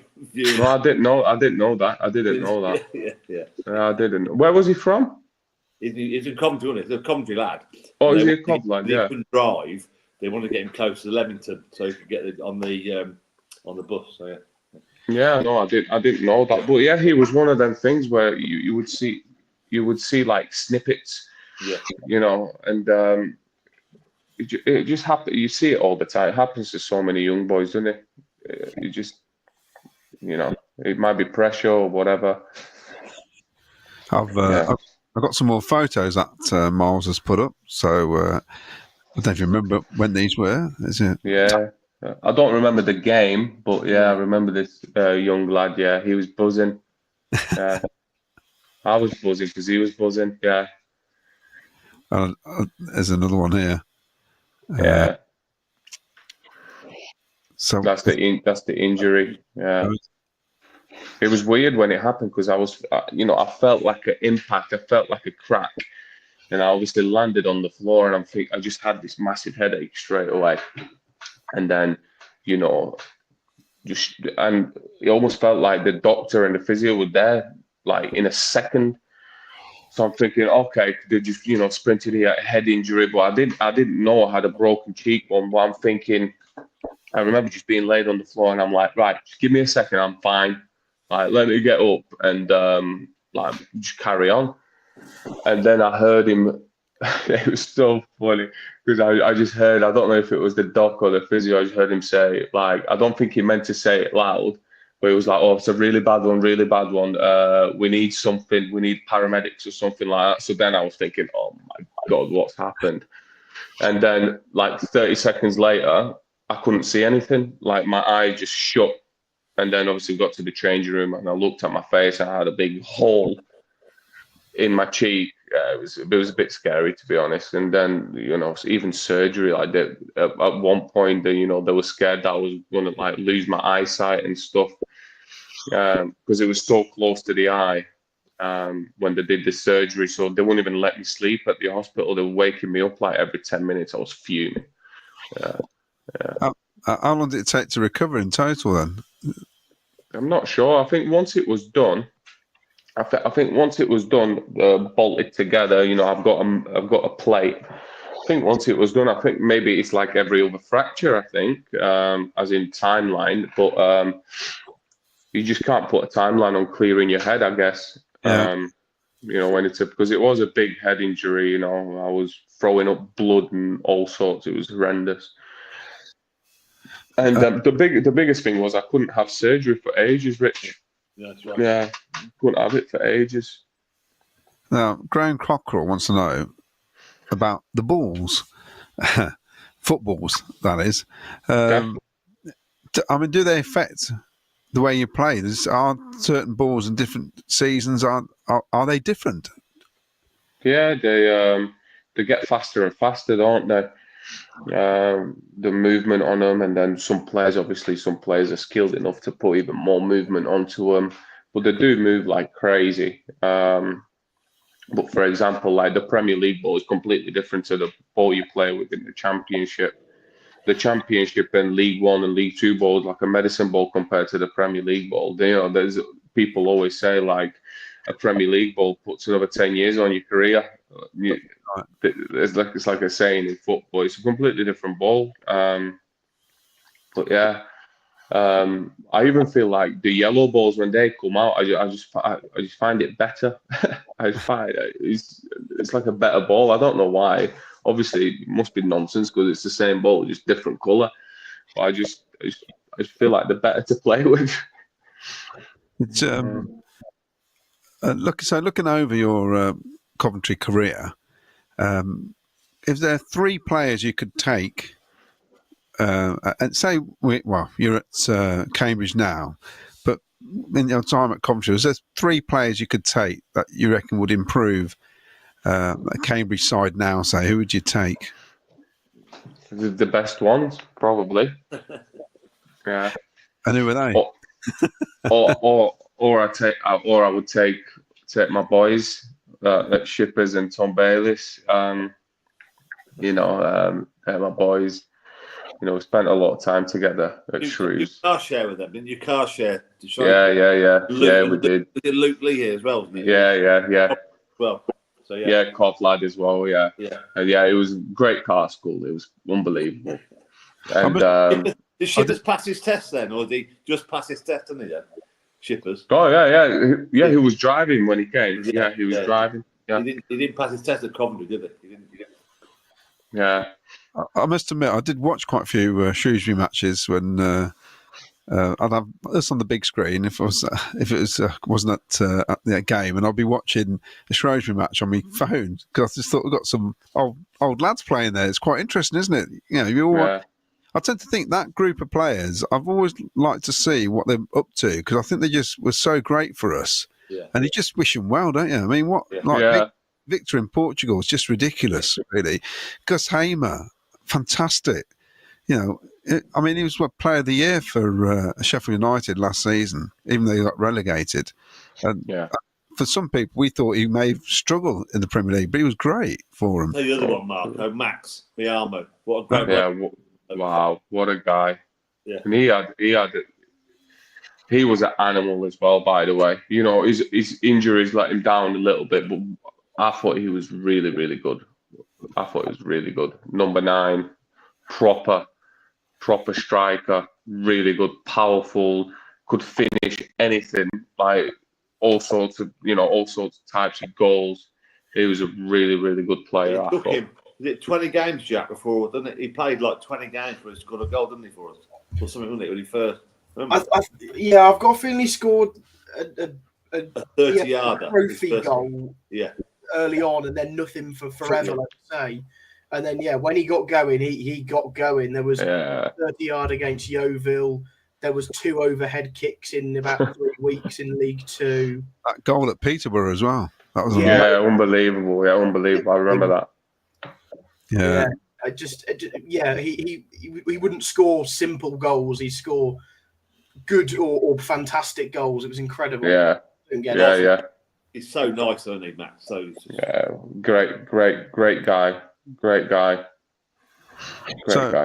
Moving on to this season, then, obviously, at the minute, we're having a great time as Scott fans.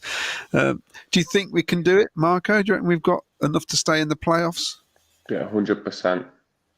I think so, yeah. It'd be nice to see. Momentum's a big thing in football, isn't it? And obviously there's that feel-good factor. You see the fans, how everything is just, it looks like it's clicking again, doesn't it? Yeah. Yeah. Do you reckon, Jack, you're going to stay in there? I think we will. Yeah. It's a bit like that League One season that Marko's saying. We've had a couple of blips, but we've just got momentum now, and all we're doing is looking upwards. We're not looking backwards. We've still got West Brom to play. West Brom play Bristol City. Both of their run-ins are harder than ours as well, by the way. I was looking at this in detail yesterday. So not only are we fifth, it's in our hands, but we've got the easier of the three run-ins. So we shouldn't care about anyone else. We should care about ourselves, and we can go and do it. We don't have to go and overperform away from home.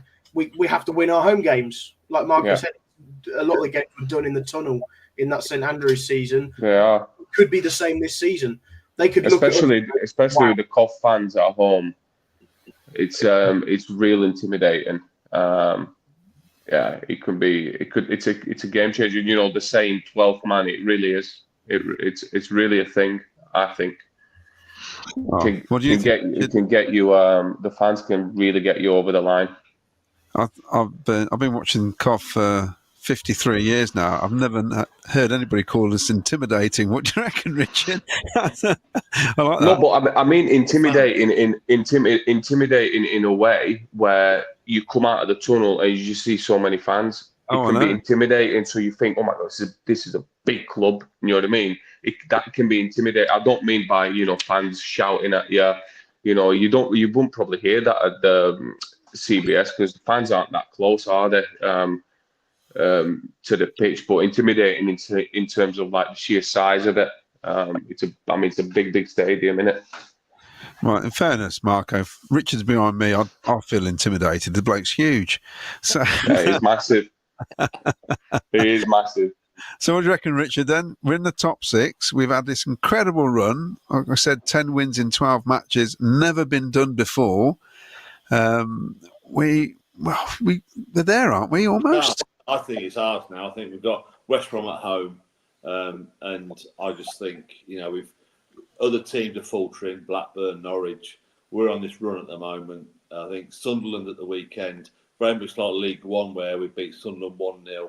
Sunderland at the weekend, 3-0. I think Jack's right. The away games, I think if we're going to compete, obviously, but the home games are important. Portsmouth at home. I didn't know Sunderland were that bad at the weekend, where they did it on purpose, where they're thinking, right, come the playoffs, we've got them in a full sense of security. But I think playing Sunderland in the playoffs, home and away, and then I just don't want Leeds to falter. I don't want Leeds in the playoffs. Let them, because obviously they've lost and drawn. But I think if we play Burnley or Sheffield United at Wembley in a one-off game. Well, what we want is whoever finishes 6th. If we finish 5th, you want whoever finishes 6th, beat the team who finishes 3rd, don't you, really? Yeah. Except that could be West Brom, and we never beat West Brom. So there you go. So it's one of those. I mean, Marko, touching on that, do you anything superstitions then? Anything that come to mind as a player or team?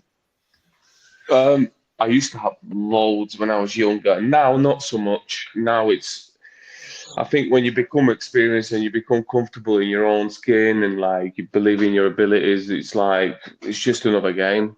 It doesn't really matter the way you put your boots on, the way you tie your laces, or which sock goes on first, and so on. But there are little things where I don't know, like day before a game, it's got to be one meal, like before every game. obviously, wife and little one's sick of it, but it's got to be that. Do you know what I mean? So like, it's got to be like spag ball or like meatballs, or it has to be that. And then when it's Saturday, Tuesday, it can be too much for them, but it has to be that. So it's things like that. Some lads do like music. They like to put their own music, put their headphones in and just listen to their own thing. Some boys go and pray. Everyone has it. Everyone has these little superstitions, and it's more like pre-game rituals or whatever. There's a lot of that in football. Yeah. When we're on when we're on a good run, you can see the Italian flag behind me, the Coventry City Sky Blues, Italian Sky Blues, it says. And while we're on a good run, I always have that behind me, and I took it down at the start of the season, and it was dreadful. And I put it back up pretty much before we played the Blackburn game, and we've gone on this run of 10 wins out of 12. So I don't know. I know it's nonsense, Right. but it's staying up there now, along with Hey, yeah. Don't tempt it. Yeah, just keep it up. Maybe add to it. So we'll do a couple of more questions, and we'll let you go, Marko, because I didn't think I told you this long, actually. You've been talking to us longer than a football match. So Brian Tully says, I'm not sure if anyone's asked this, but how did they motivate themselves in the COVID season? Something is telling me a Cov v Bristol City final. So, yes, how did you motivate yourself? Because I know some people were fortunate, weren't they, Richard, to go and see some games. Yeah. So it must have been odd, because it must have been like playing in front of a Sunday League crowd. It was really tough. It almost felt like a training ground game. You know what I mean? Yeah. At start. So it's, like this thing about you should be motivated for any game. I'm not going to sit here and say, Coventry or other team weren't motivated. I don't think it's that. I think it's more like, it's very, it's so hard to explain. Like I was saying, for example, with the fans are so important because, if you're losing, they can really push you, and they can really keep you on your toes as you're playing, the fans. And obviously, there's none of that. All you can hear is yourself around the stadium. So it was tough in that way, and because I sort of like hearing that behind me. I find it I perform better the bigger the crowd is. I don't know why. I just like it. I like the atmosphere. I enjoy it. I really didn't like the empty stadiums. It really wasn't for me. I hated it. Yeah. I just joked about. I know Rich, you went to a few games. What was it like watching though? Weird. It was weird. Yeah. You could hear the players talking, and there was like some games. There was probably 3 or 4 of us in the stadium, and I'd be shouting, and it was weird. Yeah, we could hear Richard all the time. To be fair, you could hear him when the fans are there as well. Especially when he scored. Yeah. It was quite funny. And the other thing is, you get the other side. I remember Rotherham, and they had their 3 directors. They'd be shouting, and you'd be trying to outshout them. You know what I mean? Yeah. It was so bizarre, so strange. Yeah.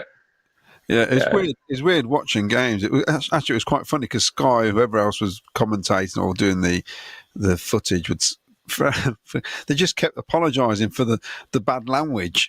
You may have some bad language there. I thought, it's football. You're going to get it, aren't you? I'm not going to comment on all that nonsense. Yeah, it's just nonsense, isn't it?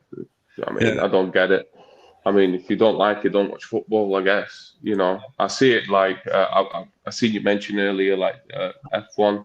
I watch a lot of F1. I'm a big fan of F1, and, they're going through it now. This season where they get like punished for swearing and stuff like that. Imagine doing 200 mile an hour around the bend and like, you're going to swear, but no, it's not allowed. I think it's crazy. Yeah. Well, Marko, I think we'll end it there tonight. I would like to say, I hope you recover quickly and get on that pitch fairly soon. Yeah, thank you. And you've been a great guest. Thanks for coming on and taking the time to do this. Thank you. It's been great. Jack, do you want to add anything? Yeah, no, big thank you. It's nice to hear all the insight and the praise you've got for the club that we love. So it's great to hear. Thank you very much. Thank you. And Richard, thanks for coming on. And just thanks for being Richard, because the same of Coventry City Football Club. Yeah, man. I'm not even joking. Yeah, probably right. I'm not even joking. So, good night, everyone. Thanks for watching Sky Fans TV. See you soon, mate. All right. See you soon, mate. See you soon. See you, mate. And we're going to sign off, I think. Thanks for tuning in. And, of course, if you like and subscribe. And we'll be back on Sunday with another show. And, of course, I'll just put this up now because it won't be long. I think, what's the date? Richard, I think we have a date, don't we, for Matty Godden? Yeah, April the 21st, I think. There he is. Right. Cheers, guys. See ya. Cheers, Marky. Thanks again. Bye. So, coming soon. So, I'll just say good night to everyone. And thanks again, guys. And play up Sky Blues. Play up Sky Blues. Cheers. Play up Sky Blues.